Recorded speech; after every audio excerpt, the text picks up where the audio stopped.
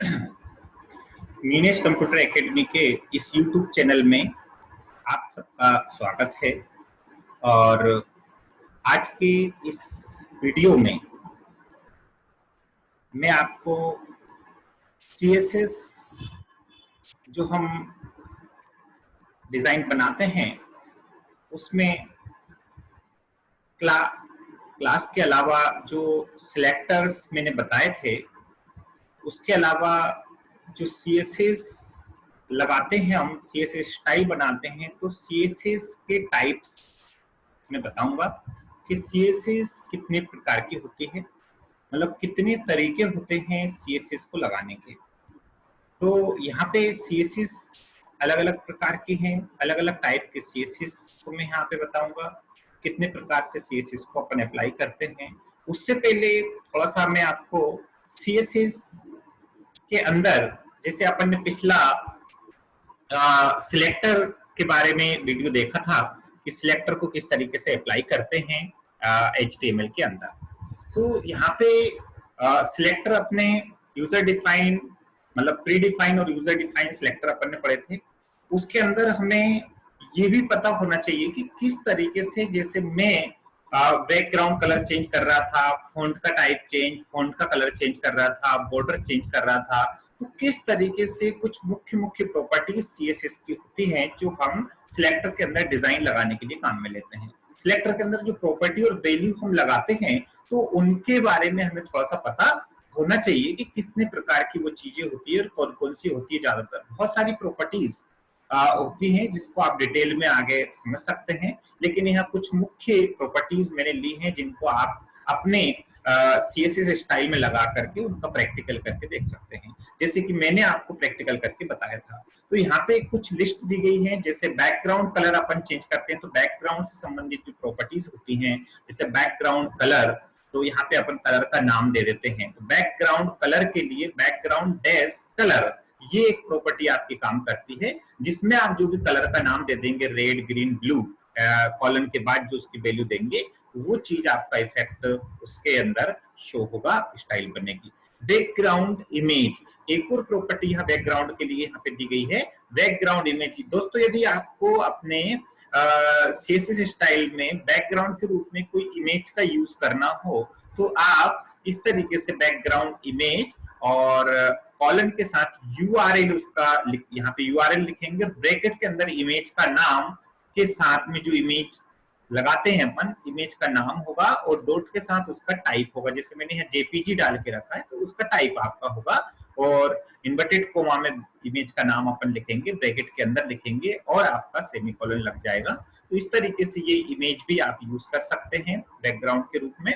और अगला जैसे बॉर्डर प्रॉपर्टीज होती हैं, कुछ बॉर्डर प्रॉपर्टीज लगाई जाती है कि बॉर्डर किस तरीके से अपन लगाते हैं। तो यहाँ पे डायरेक्ट आप बॉर्डर और कॉलम के साथ कितने पॉइंट की, कितने पिक्स, मतलब मोटाई यहाँ पे दे दो, किस टाइप की बॉर्डर है, सॉलिड है, डैश में है ना, डॉटेड में है, किस टाइप की बॉर्डर का टाइप आप यहाँ दे दोगे और उसका कलर भी यहाँ दे दोगे, तो डायरेक्ट बॉर्डर के दोनों तीनों चीजें आप यहाँ पे दे सकते हो।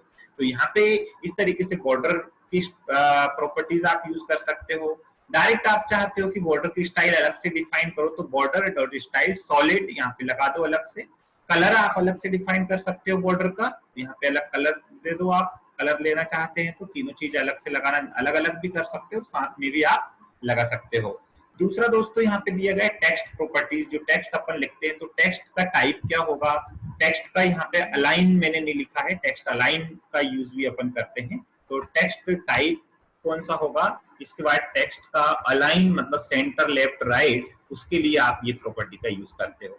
तो आप जैसे सेंटर इस तरीके से लगाते हो, जैसे लगा दिया आपने सेंटर, इस तरीके से आप प्रॉपर्टीज का यूज कर सकते हो। तो ये सारी प्रॉपर्टीज हैं।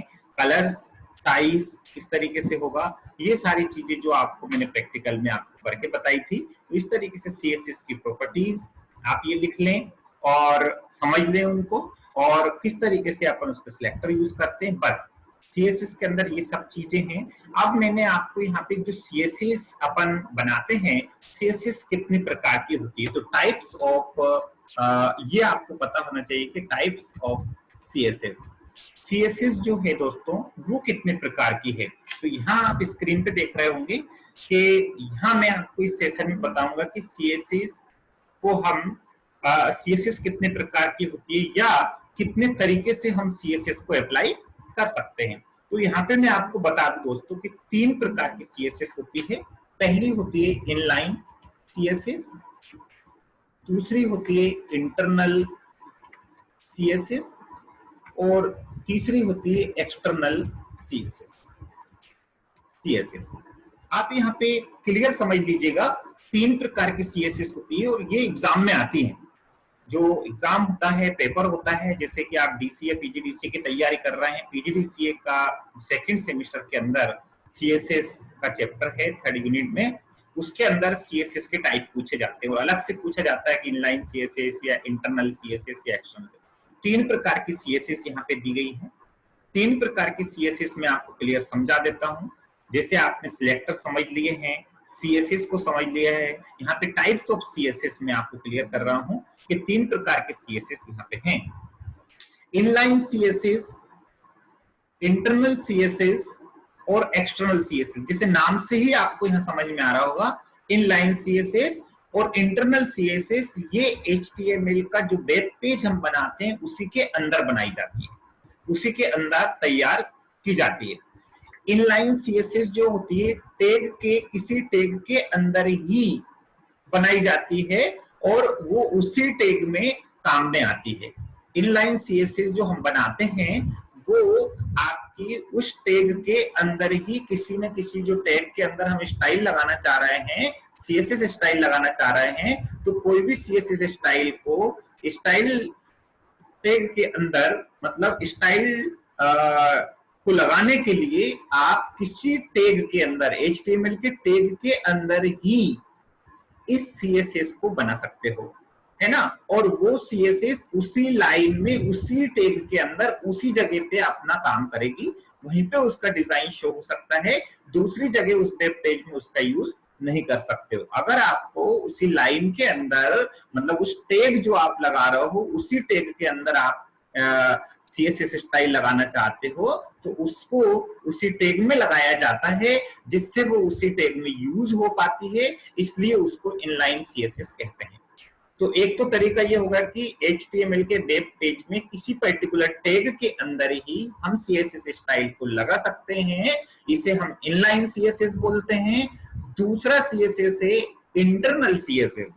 इंटरनल CSS क्या होता है कि HTML के वेब पेज में हेड टैग पर, हेड टैग जो हम लगाते हैं, अभी जो मैंने पिछला एग्जांपल बताया था, हेड टैग के बीच में, हेड टैग के अंदर इस CSS स्टाइल को स्टाइल टैग के द्वारा बनाते हैं और उस वेब पेज में किसी भी स्थान पर उसका यूज कर सकते हैं। मतलब उस पूरे वेब पेज में वो CSS को कहीं भी यूज किया जा सकता है। तो ये होती है इंटरनल CSS, जो उस वेब पेज के स्टार्टिंग में, मतलब हेड टैग के अंदर डिफाइन की जाती है और वेब पेज में कहीं पर भी उसका यूज किया जा सकता है। इसे इंटरनल CSS कहा जाता है। और तीसरी जो CSS होती है वो ये होती है कि इस CSS को वेब पेज में नहीं बनाया जाता। ये CSS की जो डिजाइन होती है, जो स्टाइल होती है, ये इसकी एक फाइल अलग ही बनाई जाती है, अलग से CSS की फाइल बनती है, डिजाइन की एक फाइल तैयार होती है। जैसे वेब पेज HTML की हम फाइल बनाते हैं, वैसे CSS की आपकी अलग से फाइल बनती है, उसमें CSS स्टाइल पूरी तैयार होती है और CSS की उस फाइल को सेव कर दिया जाता है, जैसे हम HTML की फाइल को सेव करते हैं। एक्सटर्नल CSS को हम अलग से बना करके, अलग से फाइल बना करके .css लगा करके उसको सेव करते हैं और फिर उसको किसी भी वेब पेज में यूज करते हैं। मतलब उस CSS को, एक्सटर्नल CSS को यूज किया जाता है, ये फाइल अलग से बनाई जाती है, वेब पेज के अंदर नहीं होती है, और बाहर से इसको दूसरी जगह सेव करके और इसको किसी वेब पेज में लिंक किया जाता है, इसीलिए इसको एक्सटर्नल CSS के नाम से जाना जाता है। मतलब हम ये CSS की अलग से भी फाइल बना सकते हैं, CSS का यूज वेब पेज में कर सकते हैं, इनलाइन CSS इंटरनल CSS के रूप में वेब पेज में यूज कर सकते हैं। लेकिन एक्सटर्नल सीएसएस को हम अलग सेव करते हैं और उसको लिंक करके किसी दूसरे वेब पेज में या कई सारे वेब पेज में यूज कर सकते हैं। आप एक एक्सटर्नल सीएसएस बना सकते हैं। एक्सटर्नल जो सीएसएस बनती है अलग से, उसको कई सारे वेब पेज में आप अलग अलग लिंक करके कई सारे वेब पेज के अंदर उसका यूज कर सकते हो। लेकिन इनलाइन जो आपकी सीएसएस होती है उसे किसी पर्टिकुलर टैग के अंदर यूज करते हैं और इंटरनल सीएसएस को किसी पर्टिकुलर वेब पेज, पूरे वेब पेज के अंदर यूज कर सकते हो। लेकिन अलग अलग वेब पेज में आपको सेम सीएसएस का यूज करना हो तो एक्सटर्नल सीएसएस बनाई जाती है और फिर उसको लिंक करके अलग अलग वेब पेज में उसका यूज कर सकते हो। इसलिए ये 3 तरीके हैं सीएसएस को यूज करने का। इसी तरीके से 3 टाइप की सीएसएस कहलाती हैं, इनलाइन सीएसएस, इंटरनल सीएसएस और एक्सटर्नल सीएसएस। इनको किस तरीके से लगाया जाता है, तो एक्सटर्नल इंटरनल जो सीएसएस थी उसका यूज तो मैंने आपको बताया ही था कि ये वेब पेज के अंदर अपन ने यहाँ पे यूज किया, तो ये आपकी एक तरीके से हेड टैग के अंदर यूज है, इसलिए इसको इंटरनल सीएसएस अपन बोलेंगे क्योंकि ये पूरे वेब पेज में कहीं भी यूज हो रही है। तो ये हमारी इंटरनल सीएसएस है। हमने अलग से कोई सीएसएस यहाँ पे नहीं बनाई है, एक्सटर्नल सीएसएस हमने नहीं बनाई है। 3 तरीके से यहाँ पे यूज करते हैं, जैसे आपको यहाँ पे बताया है, इनलाइन, इंटरनल और external CSS. Inline CSS HTML tag के साथ स्टाइल एट्रीब्यूट लिखकर उसमें सीएसएस कोड को जोड़ते हैं। तो यहाँ पे तीनों का मैं आपको एग्जांपल बता रहा हूँ, क्लियर आप समझ लेना। ये इनलाइन सीएसएस है। इनलाइन सीएसएस में ये बॉडी टैग के अंदर ही हम स्टाइल नाम का एक एट्रीब्यूट लेते हैं, कोई टैग नहीं होता, स्टाइल नाम का एक एट्रीब्यूट लेते हैं, उसी के अंदर हम उस सीएसएस की स्टाइल का यहाँ पे हमने ग्रीन कलर कर दिया। मतलब ये बॉडी टैग के अंदर ही हम ये स्टाइल नाम का एट्रीब्यूट ले रहे हैं और उसी के अंदर हम उसकी प्रॉपर्टी और वैल्यू लगा रहे हैं। ये इनलाइन आपका है। इस तरीके से यहाँ पे आप देखोगे तो इसके अंदर अलग सीएसएस है, तो ये टैग में अलग सीएसएस लगी, ये टैग में अलग सीएसएस लगी। इस तरीके से अलग अलग टैग में हम इनलाइन सीएसएस का यूज कर सकते हैं। तो ये है इनलाइन सीएसएस जो स्टाइल एट्रीब्यूट के द्वारा डिफाइन होती है। किसी भी टैग के अंदर स्टाइल नाम का एट्रीब्यूट लगा करके और उसकी प्रॉपर्टी और वैल्यू को डिफाइन करके आप सीएसएस को अप्लाई कर सकते हो। इस प्रकार की सीएसएस आपकी इनलाइन है। दूसरा जो आप देख रहे हैं इंटरनल सीएसएस, जैसा कि मैंने अभी पिछले वाले वीडियो में आपको बताया था कि किस तरीके से अपन करते हैं। तो ये हेड टैग के अंदर स्टाइल टैग के द्वारा, हेड टैग के अंदर हम स्टाइल टैग लगा करके उसके अंदर ये सारी जो है सीएसएस तैयार करते हैं और फिर उनका यूज अपन यहाँ पे करते हैं। तो ऑटोमेटिक ये वाली जो चीज है हेड टैग में लग रही है, हेड टैग में स्टाइल टैग का यूज करके इन सीएसएस को लगाया जाता है। तो ये इंटरनल सीएसएस होती है। ये दोनों सीएसएस आपकी एचटीएमएल के वेब पेज के अंदर तैयार की जाती है। ठीक, ये आपको समझ में आ गया होगा। अगली जो चीज आपकी यहाँ पे है, ये इंटरनल सीएसएस अलग चीज है। आप यहाँ पे आप समझ लीजिएगा, इंटरनल सीएसएस लिखने के लिए हमें एक अलग से सीएसएस फाइल बनाना पड़ता है, जैसे मैंने आपको समझाया इस तरीके से, और ऊपर लिखे कोड को एडिटर में, नोटपैड में या कहीं पे भी कर देते हैं और उसको अपन सेव कर देते हैं। सेव करने के बाद सीएसएस को उसका यूज कैसे हम करेंगे, ये चीज आपको समझ में आना बहुत जरूरी है कि किस तरीके से उसका यूज आपका किया जाता है। तो दोस्तों यहाँ आप ध्यान रखिएगा कि कोई भी सीएसएस फाइल जब आप बनाते हैं तो इंटरनल और इनलाइन सीएसएस आपको समझ में आ गया होगा। एक्सटर्नल सीएसएस कैसे काम करती है, जैसे यह एग्जांपल में आपको दिखाया गया है, इस एग्जांपल में कि यहाँ पे हेड टैग के अंदर जो हमने दूसरी सीएसएस की फाइल बनाई है, उस सीएसएस फाइल को हेड टैग के अंदर आप लिंक कर दोगे, लिंक करके उसका यूज कर सकते हैं। जो फाइल हम सीएसएस के अलग से बनाते हैं उसको आप किसी भी वेब पेज में जिसमें वो सीएसएस अप्लाई करना चाहते हो, वहां पे लिंक टैग के द्वारा आप अपनी सीएसएस को जो है लिंक कर सकते हो, जिससे कि वो वेब पेज में दिखाई दे। इसका एक प्रैक्टिकल मैं आपको करके बताता हूं, आप समझ लीजिएगा। जो इस तरीके से इसमें क्या होगा, किस तरीके से होगा, यहाँ आप देख रहे हैं कि लिंक टैग होगा और एक REL एट्रीब्यूट होगा जिसमें स्टाइल सीट आप लिखोगे, तो रिलेशन बनाओगे आप। उसके बाद दूसरा एट्रीब्यूट जो होगा वो HREF होगा, जो कि आपका रेफरेंस होगा आपका, और स्टाइल डॉट CSS, जो ये स्टाइल डॉट CSS का मतलब ये है कि जो आपने अलग से CSS की फाइल बनाई और सेव की है अपने वेब पे किसी फोल्डर में, वहीं पे जहां पे आपकी वेब पेज सेव होता है वहीं पे CSS फाइल को सेव कर देते हैं, और उस सेव की गई फाइल का नाम डॉट CSS के साथ यहाँ पे लिंक हो जाता है और हेड टैग को बंद कर दिया जाता है। तो इस तरीके से आपकी CSS यहाँ पे यूज की जा सकती है। इसका प्रैक्टिकल मैं आपको करके बताता हूँ, आप समझिएगा। तो यहाँ पे जो ये CSS है, किस तरीके से हम CSS का यूज करते हैं, किस तरीके से लिंक करते हैं, तो यहाँ जो आप देख रहे हैं कि ये वाली जो CSS है, इस CSS को मैं, ये स्टाइल नाम की CSS अपनी आ रही है, ये देखिए आप, इसको यहाँ से कट कर देता हूँ। ओके, यहाँ पे मेरा कट हो जाता है, तो कोई भी चीज आपकी वहां पे शो नहीं होगी। अब मैं एक न्यू फाइल बना रहा हूँ, आप देखिए, और यहाँ पे मैंने इसकी स्टाइल, ये स्टाइल टैग यहाँ पे नहीं लगेगा, ये एक मैं अलग से ही स्टाइल बना रहा हूँ, देखिएगा। और ये आपने देखा कि ये मैंने स्टाइल सीट अलग से फाइल बना ली और इसको मैंने यहाँ पे सेव कर दिया। तो जो CSS बनाने का तरीका वही है, केवल हम वेब पेज के अंदर बना रहे थे, HTML के अंदर बना रहे थे, इसलिए हमने स्टाइल टैग लगाया था। यहाँ पे हम केवल स्टाइल लिखेंगे, मतलब क्या, selector property value, selector property value, जितनी भी स्टाइल आपको तैयार करना हो वो आप यहाँ पे कर लोगे, और उसके बाद नोटपैड में कर लोगे, और उसके बाद उसको सेव करोगे।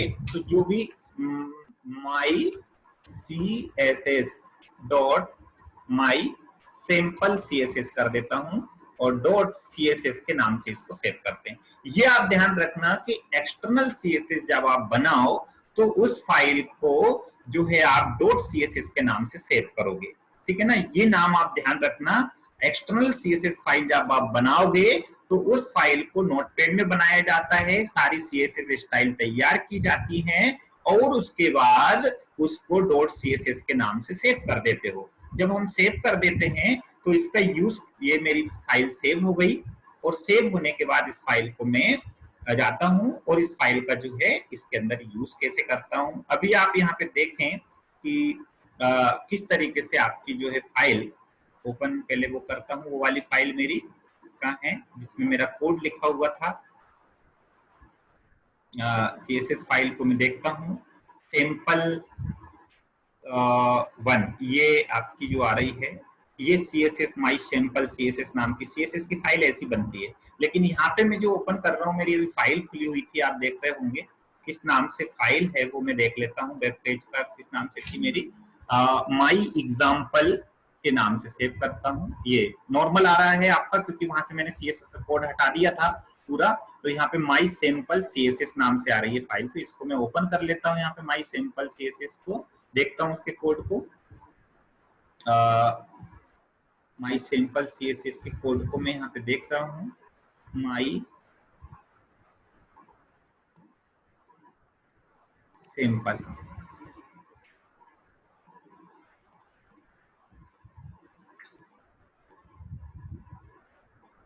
माई सैंपल CSS की फाइल कौन सी वाली है, माई एग्जाम्पल है शायद, तो करके देखता हूँ, ये ओके ओके, ये वाली फाइल अपनी है, माई एग्जाम्पल वाली CSS वाली फाइल है।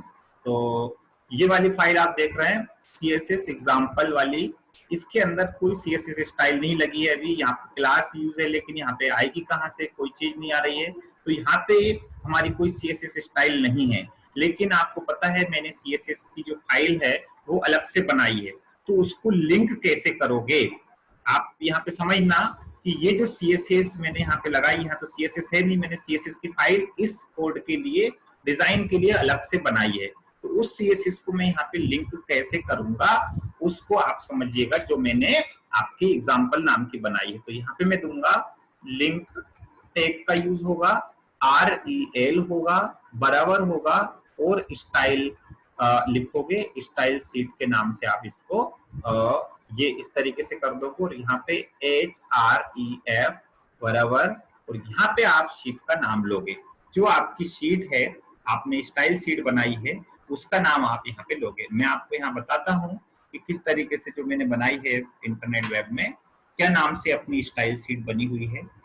माई सैंपल नाम से स्टाइल शीट इस तरीके से दिखेगी, और ये सारे वेब पेज हैं, ये सारे आपके दिखाई दे रहे हैं, ये मेरे HTML के वेब पेज हैं, और स्टाइल शीट का चित्र आइकॉन इस तरीके से दिखाई देगा। देखो लिखा हुआ भी आ रहा है कैस्केडिंग स्टाइल शीट डॉक्यूमेंट। तो यहाँ पे आप देख रहे होंगे माई सैंपल नाम दिया हुआ है, इसको मैं यहाँ पे वही नाम माई सैंपल डॉट CSS जो मैंने नाम दिया था वो यहाँ पे लिंक कर लूंगा, और यहाँ पे मैं इस टैग को इस तरीके से बंद करके, हेड टैग मेरा बंद के ही सही, और यहाँ पे सेव कर दूंगा। तो ये मेरी जो style sheet, external style sheet मैंने बनाई है ये वाली, इसको मैंने यहाँ पे इस वेब पेज में यूज कर लिया। एक्सटर्नल जो CSS होती है दोस्तों, उसको कितने भी वेब पेज में, मैंने इस वेब पेज में यूज किया, दूसरे वेब पेज में भी यूज कर सकता हूँ, कहीं भी आप इस CSS का यूज कर सकते हो। एक्सटर्नल CSS का यहाँ पे मैंने यूज किया, सेव किया, उसके बाद मैंने यहाँ पे ब्राउज करके देखा, तो देखिए उसका इफेक्ट यहाँ पे दिखाई दे रहा है, मतलब वो CSS यहाँ पे अप्लाई हो चुकी है। तो ये CSS यहाँ पे अप्लाई होने के बाद यहाँ पे आपको दिख रहा है, केवल इसके लिंक करने से यहाँ पे वो चीज मेरे आ गई है। आप देखिए ये लिंक करने से आ गई। ये एक्सटर्नल CSS का उदाहरण है जो आपको क्लियर समझ में आ गया होगा कि मैंने जो CSS की स्टाइल में लगाता हूँ वो अलग फाइल में बना लेता हूँ, उस फाइल को CSS के नाम से सेव कर देता हूँ, और जिस भी वेब पेज में मुझे यूज करना हो वहां पे हेड टैग के अंदर लिंक टैग के द्वारा रिलेशन करके, लिंक करके, और उसके नाम के साथ उसको लिंक कर दिया जाता है। उसके लिए आपका ये वाला जो है कोड आपको पता होना चाहिए, बाहर वाली CSS को लिंक करने का। तो ये आप अपने नोटपैड में लिख लेना, क्योंकि ये पेपर में एग्जाम में जरूर आता है कि एक्सटर्नल CSS को कैसे बनाया जाता है, फिर उसको सेव करने की मेथड आप बताओ, फिर उसको लिंक कैसे करते हैं, उसके लिए क्या मेथड होती है, क्या तरीका होता है एक्सटर्नल CSS को यहाँ पे लिंक करने का। तो ये से क्वेश्चन पेपर में पूछा जाता है, तो ये आपको पता होना चाहिए कि एक्सटर्नल CSS बनाई कैसे जाती है। तो नोटपैड में आप बनाते हो, मैंने बना के बताई, केवल वहां पे CSS के कोड अपन ने लिख दिए, वहां पे कोई टैग का यूज नहीं हुआ, वहां पे अपन ने सिलेक्टर, प्रॉपर्टी, वैल्यू का यूज किया, जितनी भी CSS में बनानी हो स्टाइल उतनी सारी अपन ने बना ली, और सेव करके नाम के साथ .css से उसको सेव कर दिया, और उसके बाद यहाँ जिस वेब पेज में यूज करना हो वहां पे उसको इस कोड के द्वारा यूज कर लिया। ये चीज आपकी फिक्स रहती है, यहाँ पे ये जो चीज है आपकी फिक्स है, केवल यहाँ पे आपको वो नाम लेना होगा जो कि जिस नाम से आपने CSS को सेव किया, बाकी कोड आपका हर जगह सेम लिखाएगा। यहाँ पे ये स्टाइल शीट हमेशा रहेगा, HREF हमेशा रहेगा, रिलेशन हमेशा रहेगा, लिंक हमेशा रहेगा, और जो कि हेड टैग के अंदर ही लिंक होगी। तो ये क्लियर आपको आ गया होगा आई थिंक समझ में कि CSS कितने प्रकार की होती है और किस तरीके से उनका यूज किया जाता है, किस तरीके से उसका हम HTML के अंदर यूज करते हैं। तो उम्मीद है आपको समझ में आया होगा। वीडियो लाइक और शेयर जरूर करें, और अगर आपने मिनेश कंप्यूटर एकेडमी की इस चैनल को सब्सक्राइब नहीं किया है तो सब्सक्राइब जरूर करें। Thank you.